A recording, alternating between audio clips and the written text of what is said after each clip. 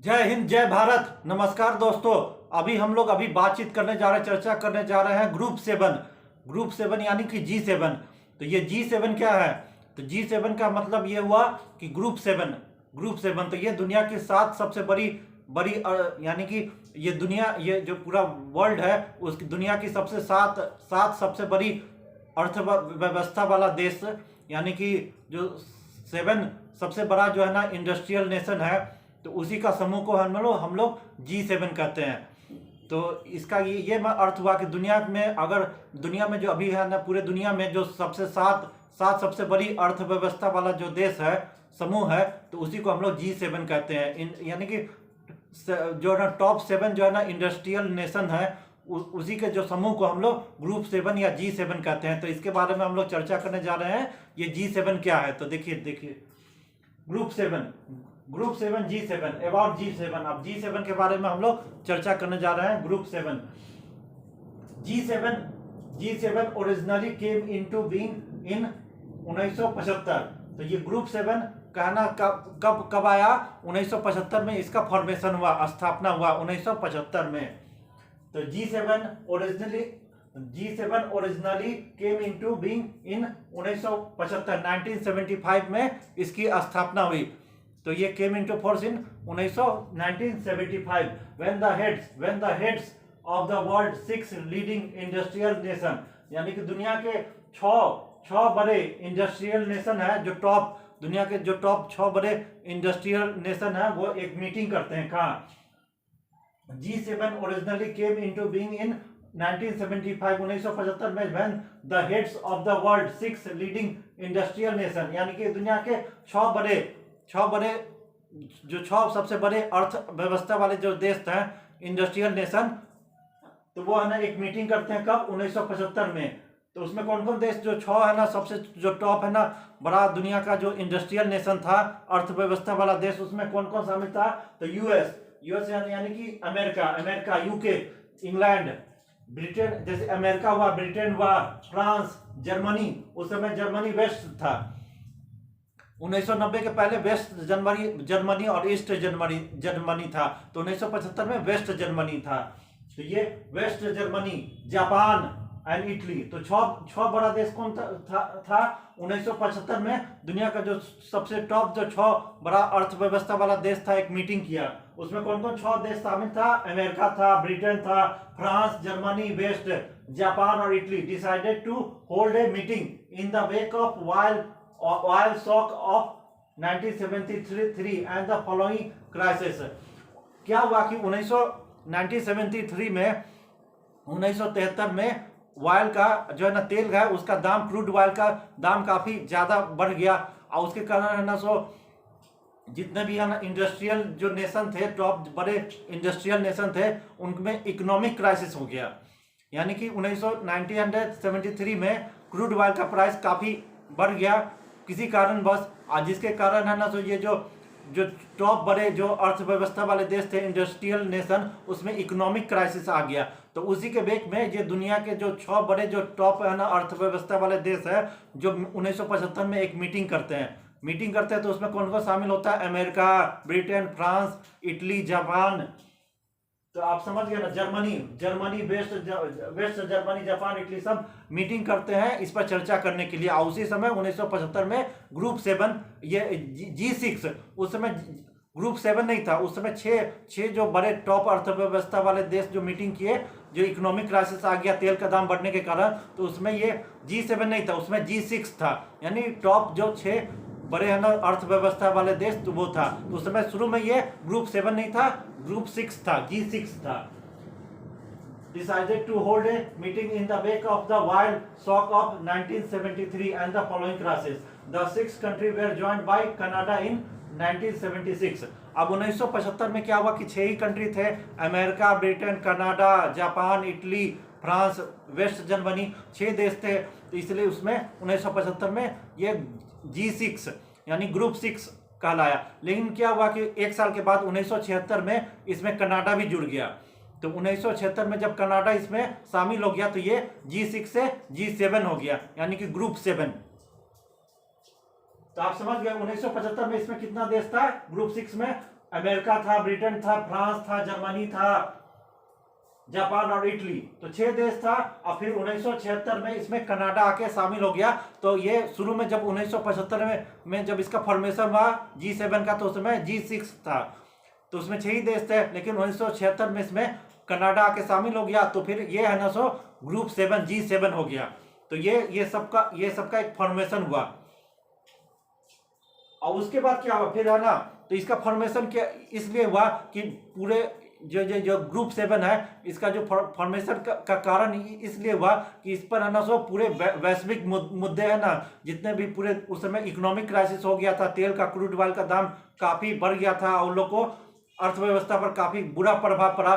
तो ये है ना पूरे वैश्विक अर्थव्यवस्था पर चर्चा करने के लिए जो दुनिया के 6-7 जो बड़े देश थे, सब अपना एक ग्रुप बनाए, एक मीटिंग किया, ग्रुप बनाए, तो जिसको G7 कहा गया। तो इसमें पूरे वैश्विक अर्थव्यवस्था इस सब पर जो है ना वैश्विक मुद्दा, पूरे दुनिया में जितना भी वैश्विक मुद्दा है, या इकोनॉमिक क्राइसिस हुआ, या ग्लोबल वार्मिंग हुआ, या ये ऊर्जा, ये सब का इसमें G7 की मीटिंग में चर्चा होता है।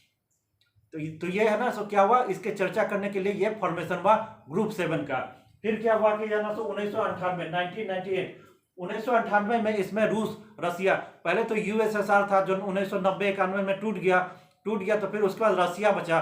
तो फिर ये रसिया भी है ना 1998 में यानी 1998 में इसमें रसिया भी शामिल हो गया। तो पहले 7 मेंबर था, 1998 में इसमें रसिया शामिल हो गया, तो क्या हुआ G8 हो गया। अब आप समझिए क्या हुआ कि 1975 में 6 देश था, तो उसमें G6 था। 1976 में इसमें कनाडा शामिल हुआ, तो ये G7 हो गया। फिर 1998 में इसमें रूस आके मिल गया, तो ये G8 हो गया। इन 1998 रसिया was formally inducted in the group which transformed G7 into G8. However, when Russia annexed Crimea in 2004, it was suspended from the grouping. As a result, the group became G7 again in 2004. अब देखिए 1998 में इसमें रसिया शामिल हो गया, रसिया को शामिल कर लिया गया, तो यह है ना G7 से G8 हो गया। किस में 1998 में। लेकिन फिर आगे चल के क्या हुआ 2014 में एक घटना घटी कि ये जो है ना रूस जो देश है, ये वो है ना यूक्रेन का एक पार्ट था क्रीमिया। तो क्रीमिया पर हमला करके उस पर है ना अपना कब्जा कर लिया, अवैध कब्जा कर लिया। तो ये क्रीमिया किसका पार्ट था, यूक्रेन का पार्ट। तो उस पर अवैध कब्जा कर ये रूस है ना उस पर चढ़ाई करके अवैध कब्जा कर लिया। तो ये क्रीमिया को अपना पार्ट बना लिया, जिसके विरोध में ये जो है ना ग्रुप G8 के जो देश समूह थे, जितने भी है ना सो इसमें जो America, Britain, France, Germany, Italy, Canada, ये सब जितने भी है ना सो जो और भी 7 देश थे, उन्होंने निर्णय लिया कि है ना सो ये रूस जो है सो ये जो काम किया है, क्रीमिया पर अवैध कब्जा कर लिया है, तो इसलिए इसको है ना सो G8 से हटा दिया जाए। तो ये G8 से रूस को हटा दिया गया। तो जब रूस इससे हट गया, तो ये फिर से हो गया 2014 में क्या G7। तो आप समझ गए 1998 में जब रूस में शामिल हुआ, तो ये हो गया G7 से G8। लेकिन तब जब 2014 में रूस है ना क्रीमिया पर अवैध कब्जा कर लिया, यूक्रेन का पार्ट हथिया लिया, तो ये है ना सो उसके विरोध में इसको है ना सो G8 से हटा दिया गया रूस को।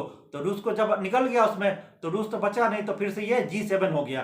तो जो है ना जो 1998 में ये G8 बना था, फिर 2014 में जाके G7 बना। तो ये G7 है दुनिया के 7 सबसे बड़ी अर्थव्यवस्था वाला देशों का समूह है। और इसके मीटिंग में ये चर्चा होता है, पूरे वैश्विक मुद्दे पर चर्चा होता है, इकोनॉमिक क्राइसिस के बारे में होता है, ग्लोबल वार्मिंग, ऊर्जा की जरूरत के बारे में, हेल्थ, यानी कि पूरा है उसके किस तरह समाधान ये सब खोजा जाए, यानी कि वैश्विक मुद्दे पर चर्चा होता है पूरा इस मीटिंग में। और किस तरह पूरे है ना दुनिया को एक क्वाइट एंड काल्म रखा जाए, युद्ध जब हो जाता है तो उसमें किस तरह का रणनीति अख्तियार किया जाए, यानी कि सभी लोग पीसफुल रहे, यही इसमें चर्चा होता है। वैश्विक मुद्दे पर G7 ग्रुप में चर्चा होता है। करंट मेंबर्स आर, अभी वर्तमान में कितना मेंबर है, तो अमेरिका है, ब्रिटेन है, कनाडा है, फ्रांस है, जर्मनी है, इटली है, Japan. Most developed and advance economy of the world, दुनिया का सबसे बड़ा एडवांस इकोनॉमी है, उसी का एक समूह है। अब सबसे बड़ा है कि इस समूह में चाइना को शामिल नहीं किया गया। रूस को तो शामिल किया गया था 1998 में, लेकिन रूस जब क्रीमिया पर कब्जा कर लिया तो उसको निकाल दिया गया।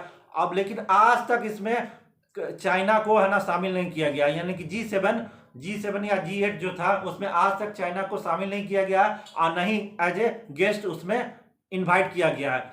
भारत को अभी तक तीन बार अभी तक भारत को एज ए गेस्ट G7 की मीटिंग में इनवाइट किया गया है। भारत को साउथ अफ्रीका भी जाता है एज ए गेस्ट, उसमें एज ए गेस्ट मेंबर शामिल होता है, भारत शामिल होता है, साउथ अफ्रीका, ऑस्ट्रेलिया, तो ये सब देश है ना एज ए गेस्ट उसमें शामिल होता है। लेकिन अभी तक चाइना को G7 का G8 का मेंबर भी नहीं बनाया गया और न ही इस चाइना को आज तक इसमें एज ए गेस्ट के तौर पर इनवाइट किया गया। तो ये सबसे बड़ा बात हुआ।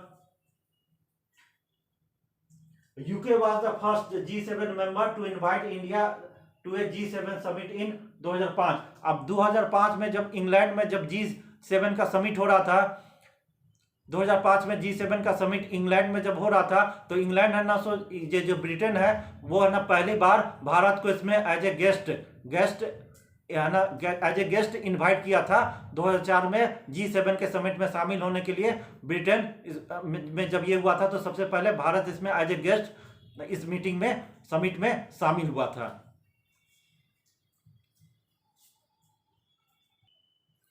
देखिए साथियों दोस्तों, अभी जो है ना 2022 है, तो ये 2022 में जो G7 है ग्रुप 7 उसका मीटिंग हुआ है, कहाँ समिट हुआ है, जर्मनी में। तो इसी के बारे में हम लोग चर्चा करने जा रहे हैं। द 48 G7 समिट, ये 48वां G7 का समिट कहाँ हुआ है, जर्मनी में। 48 G7 summit is being held from 26 से 28 जून, यानी 26 से 28 जून के बीच में कहाँ हुआ, जर्मनी में हुआ है। ये 48वां G7 का समिट है और ये कहाँ हुआ है, जर्मनी में। और ये 26 से 28 जून 26, 27, 28 जून को कहाँ हुआ, जून 2022 इन जर्मनी। जर्मनी में कहाँ हुआ है, स्कॉचलस, एल्मू, करून एंड बर्बेनिया एल्प्स के पर्वत पर। बर्बेनिया जर्मनी में एक जगह है, एल्प्स का पर्वत है, वहीं पर हुआ है ये मीटिंग, जर्मनी में हुआ है। तो ये है ना 48वां G7 समिट जर्मनी में हुआ है। एल्प्स के पर्वत है ना शिखर है, वहीं पर हुआ है, बर्बेनिया वहीं पर हुआ है। और ये 26, 27, 28 जून 2022 को हो रहा है। इसका थीम क्या है, तो थीम है बिल्ड बैक बेटर। ये जो 48 G7 समिट है उसका थीम है बिल्ड बैक बेटर। तो याद रखिएगा, एग्जाम में पूछ सकता है। जो 48वां है ना G7 समिट अभी हुआ है जर्मनी में, बर्बेनिया में, तो उसका थीम है बिल्ड बैक बेटर। और United kingdom is the current president of G7। ये जो ग्रुप 7 है G7 उसका प्रेसिडेंट का अभी कौन है, यूनाइटेड किंगडम यानी कि ब्रिटेन इसका प्रेसिडेंट है अभी। G7 समिट है, ये जो G7 ग्रुप 7 समूह है उसका प्रेसिडेंट कौन है, अभी ब्रिटेन है। इसमें अभी जो 48वां G7 समिट हुआ है जर्मनी में, तो उसमें है ना भारत को बतौर आमंत्रित गेस्ट, मेहमान, invited guest, as a guest उसमें शामिल होने का न्योता मिला है, जिसके लिए भारत के प्रधानमंत्री श्री नरेंद्र मोदी वहां पर जर्मनी की यात्रा पर गए हैं और वहां G7 समिट में शामिल होने गए हैं। तो भारत का रोल इसमें क्या है, एज ए इनवाइटेड गेस्ट, मेहमान के तौर पर। कुछ और भी देश को मेहमान के तौर पर इसमें शामिल किया गया है। भारत जो देश हमारा इंडिया, ये G7 जो समिट होता है, समूह है, उसका मेंबर नहीं है, लेकिन फिर भी इसके समिट में भारत को एज ए इनवाइटेड गेस्ट के तौर पर आमंत्रित किया गया है। और इसमें है ना साउथ अफ्रीका को भी आमंत्रित किया गया है। यूक्रेन ऐसा देश है, इसको भी है ना G7 समिट में एज ए इनवाइटेड गेस्ट है ना आमंत्रित किया गया है। साउथ अफ्रीका को और भी कुछ देश को आमंत्रित किया गया है। तो भारत भी इसमें एज ए गेस्ट इस है ना G7 समिट में शामिल होने के लिए आमंत्रित किया गया है, जिसके लिए भारत के प्रधानमंत्री है ना जर्मनी की यात्रा पर गए हैं, वहाँ G7 के समूह के समिट में शामिल होंगे। तो देखिए भारत का इसमें रोल, तो भारत का इसमें रोल है ना काफी बड़ा है। अभी हाल ही में यूक्रेन और रूस में बहुत युद्ध हो गया, तो इससे पूरे दुनिया का इस युद्ध का प्रभाव पड़ा है। इसमें है ना फूड प्राइस काफी बढ़ गया है। अभी गेहूं का, खाद्य तेल का, एनर्जी का, ऊर्जा का दाम काफी बढ़ गया है। यानी कि अब है ना पेट्रोल डीजल ये सब का प्राइस, इन ऊर्जा का जो है ना स्रोत जो प्राइस है, युद्ध के कारण, यूक्रेन और रसिया युद्ध जो हुआ है उसके कारण है ना सो ऊर्जा का मांग काफ़ी बढ़ गया है, उसका दाम काफ़ी इजाफा हो गया है, पेट्रोल डीजल का दाम में काफ़ी इजाफा हो गया है।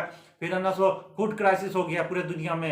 ये गेहूं का दाम काफ़ी उछाल हो गया है। फिर हम लोग खाद्य तेल जो खाते हैं इसका भी दाम काफ़ी बढ़ गया है। तो ये सब क्या यूक्रेन रूस युद्ध के कारण हुआ है। यूक्रेन में दुनिया का 50% ये सनफ्लावर का तेल है ना, सूरजमुखी का तेल सबसे ज़्यादा कहाँ होता है? यूक्रेन में होता है। तो खाद्य तेल का सबसे बड़ा ये है ना सो उत्पादक देश है यूक्रेन। यहाँ पर दुनिया का 50% सूरजमुखी का तेल होता है। तो ये है ना सब कहाँ? यूरोप, अमेरिका या दूसरे देश में जाता है। तो ये युद्ध के कारण है ना सो इसमें ये खाद्य तेल पर भी प्रभाव पड़ा है, जिसका दाम काफ़ी हो गया है।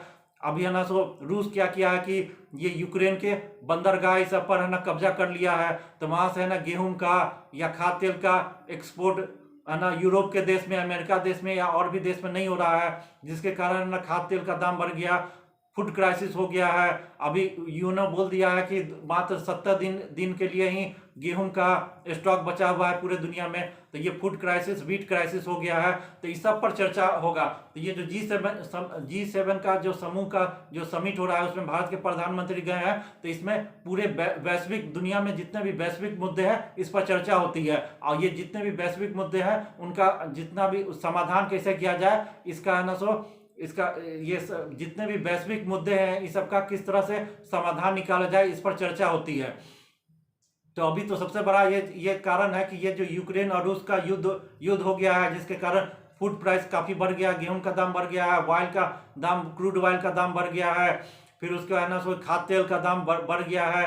तो इसके कारण पूरे दुनिया में खाद्य संकट भी पैदा हो गया है। फिर है ना रूस है ना सो ये यूक्रेन के पोर्ट इस सब पर, बंदरगाह पर कब्जा कर लिया है। ब्लैक सी के कितना भी ये जो पोर्ट है इस सब पर ब्लैक सी में अपना पूरा कब्जा कर लिया है, जिससे है ना सो वहाँ से गेहूं का या खाद्य तेल का सप्लाई यूरोप या अन्य देशों में नहीं हो रहा है। वहाँ पर भुखमरी का स्थिति हो गया, प्राइस काफ़ी हाई हो गया है। तो इस सब पर चर्चा हुआ है। तो अभी भारत का रोल इसमें बहुत महत्वपूर्ण हो रहा है, क्या कि है ना सो पूरे दुनिया है ना भारत को, भारत के प्रधानमंत्री नरेंद्र मोदी की तरफ देख रही है।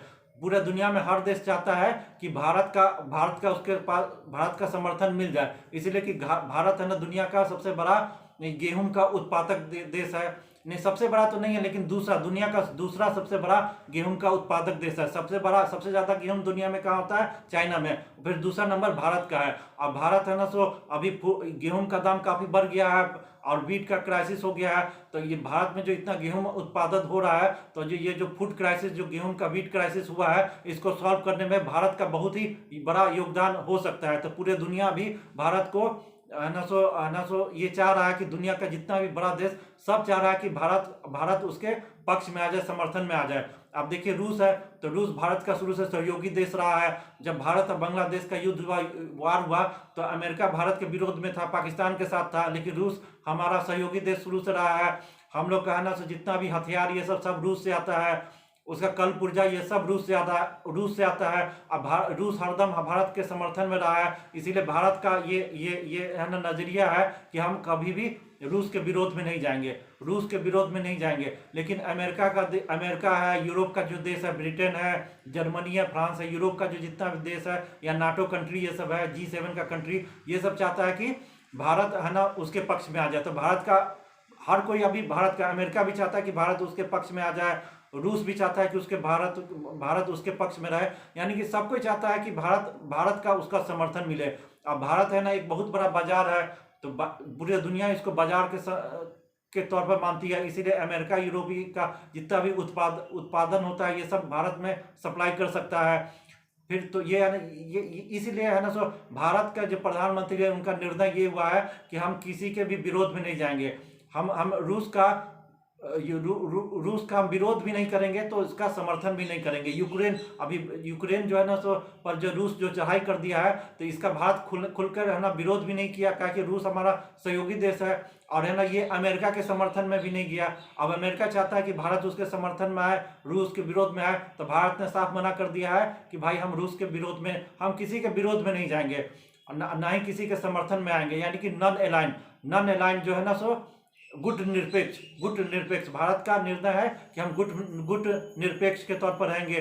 भारत है ना सो यूक्रेन में भी है ना सो यूक्रेन का भी समर्थन किया है कि है ना, वहाँ के लोगों का भी काफ़ी समर्थन किया है। फिर है ना सो ये है ना सो भारत का निर्णय ये है कि हम अमेरिका के भी विरोध में नहीं रहेंगे। अमेरिका के साथ भी दोस्ताना, अमेरिका हुआ यूरोप का देश है, उसके साथ भी अपना दोस्ताना संबंध रखेंगे, उससे भी अपना संबंध नहीं बिगाड़ेंगे। और है ना रूस के साथ भी अपना पुराना दोस्ताना संबंध रखेंगे। यानी कि ये जो गुट निरपेक्ष जो भारत का निर्णय है, नॉन अलायंस, उसके साथ ही रहेंगे।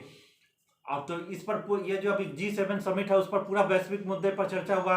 अभी है ना ऊर्जा का मांग पूरे दुनिया में काफ़ी बढ़ गया है, तो क्रूड ऑयल का दाम, तो इस पर भी पूरे दुनिया में चर्चा हो गया, फूड क्राइसिस हो गया।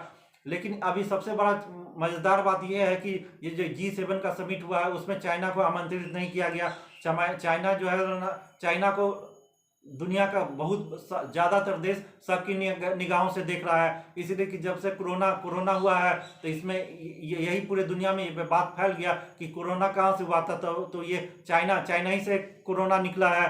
ये कोरोना को पूरा दुनिया में फैलाने में चीन ही का हाथ है। चीनी के कारण पूरे दुनिया में कोरोना फैला है, कोरोना वायरस।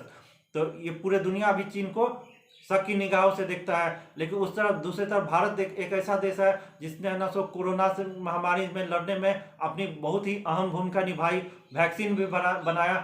सीरम इंस्टीट्यूट का जो है ना कोरोना वैक्सीन है वो काफ़ी है ना सो पूरे दुनिया में उसका काफ़ी है ना सो नाम हुआ। भारत ने है ना सो अपने पूरे 140 करोड़ जनता को वैक्सीन मुहैया कराया। फिर दुनिया के जितने भी छोटे छोटे या ज़रूरतमंद देश है सबको वैक्सीन भी सप्लाई किया। अमेरिका को भी कोरोना के समय दवाई का जब जरूरत पड़ा था तो भारत ने है ना सो अमेरिका को दवाई का सप्लाई किया था, या कोरोना वैक्सीन, ये सब का मान्यता हर देश दे चुका है। ब्रिटेन में है ना कोरोना वैक्सीन जो भारत में जो बना था वैक्सीन, ये कोविड शील्ड, तो उसका भी मांग ब्रिटेन में भी हो रहा है। तो हर जगह भारत में जो कोरोना वैक्सीन का निर्माण हुआ है उसका मांग हर जगह पूरे दुनिया के हर देश में है। इसलिए भारत को सब कोई अच्छी निगाहों से देखता है, भारत का हर कोई समर्थन चाहता है। अमेरिका भी, यूरोप का देश, कनाडा भी हुआ, या ब्रिटेन भी हुआ, या जर्मनी भी हुआ, सब कोई भारत का समर्थन चाहता है। उधर रूस भी भारत का समर्थन चाहता है। तो भारत का निर्णय है कि हम किसी के विरोध में जाएंगे नहीं, हम है ना युद्ध का विरोध करता है भारत, और सबका पूरी दुनिया में खुशहाल रहे, सब कोई अच्छा से रहे। तो यही है भारत का निर्णय, गुट निरपेक्ष, नॉन अलायंस। तो ये G7 समिट में अभी चीन को बुलाया नहीं गया, सबकी निगाहों से देखा सब कोई कि है ना पूरे दुनिया में पूरा है ना सो ये चीन है ना सो कोरोना वायरस फैला के पूरा अर्थव्यवस्था दुनिया का पूरा हिला दिया, पर्यटन उद्योग पूरा खत्म हो गया। तो ये सब की निगाहों से देखता है। लेकिन भारत ने अभी भारत ने इतना 140 करोड़ जनता, सबको कोरोना वैक्सीन मुहैया कराया, सबको है ना कोरोना महामारी में बहुत ही अच्छे तरह से शानदार तरीके से लड़ाया। पूरे दुनिया में दवाई भी दिया कोरोना वैक्सीन का, और ये कोरोना वैक्सीन जो है पूरे दुनिया में भारत ने भिजवाया है, गरीब देश या अमीर देश सबको भिजवाया है। तो इसका है ना सो काफ़ी भारत का ये है ना सो हर कोई चाहता है कि भारत अपने पाले में रहे। अमेरिका, यूरोप भी चाहता है और रूस भी चाहता है कि अपने पाले में रहे।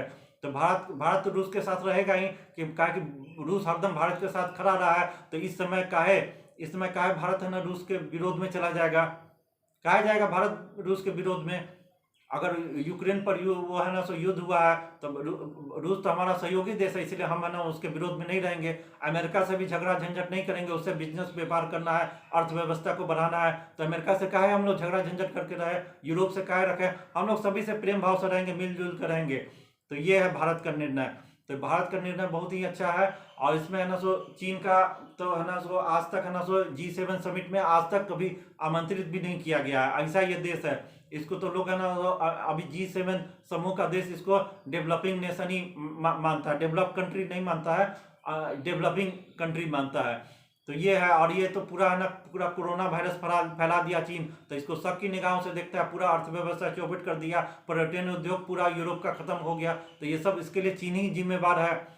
तो ये सब कारण है कि जिसके कारण है ना सो G7 का समिट हुआ है, उसमें पूरे वैश्विक मुद्दे पर चर्चा ये सब हुआ, उसका किस तरह समाधान निकलेगा, तो ये सब पर चर्चा हुआ है।